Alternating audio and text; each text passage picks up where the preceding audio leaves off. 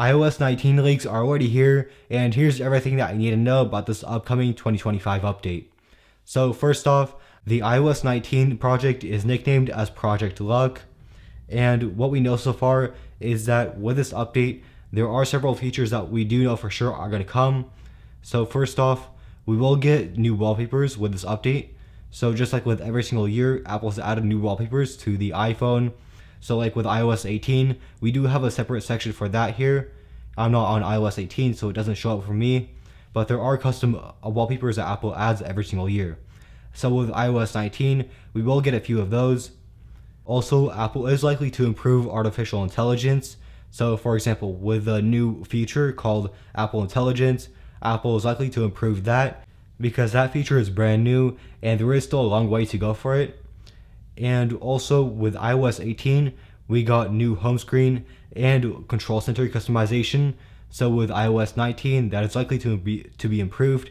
So for example, with the home screen, we will probably get more app customization, and with the control center, we're probably going to get more options with adding more controls to the control center. Also with iOS 18, we got a new passwords app, and I don't have the app right now because I'm on iOS 17, but this new passwords app basically allows you to store your passwords, and Apple is probably going to add more security fixes, and they might make it more compatible with other devices. So if you want to share your passwords across Mac or maybe Windows, Apple is probably going to improve that, and that's basically what we know about the upcoming iOS 19 update. And as for iPadOS 19, we could see new features come to this update. So for example, we could see the Stage Manager improving, and because Apple likes to make the iPad more similar to the MacBook every single year, we could also see second monitor support. So for example, if you're using your laptop, you might be able to use your iPad as a second monitor for that. And also, we could see clamshell mode come to the iPad, and this would basically compromise on some of the iPad features to improve its overall performance.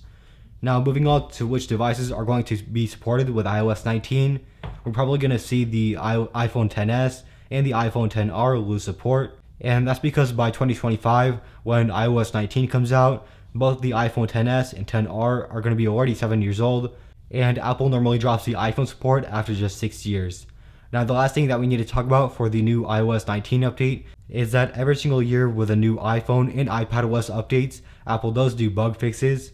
So with iOS and iPadOS 19, we will definitely see bug fixes. So if you're facing any bug issues with iOS 18 right now, then Apple's likely to fix those by the time iOS 19 comes out.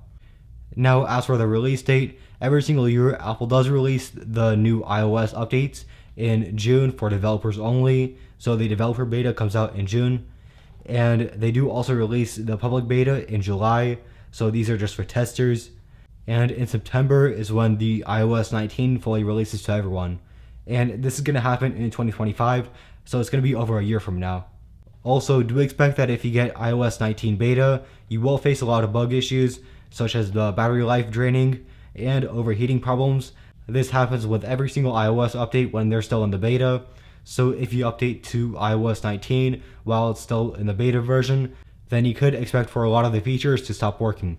Now that's basically it for this video. If you enjoyed this video, make sure to like, subscribe, and check out my channel to see more videos like this in the future. And if you have any video suggestions or any questions, make sure to leave them in the comments below.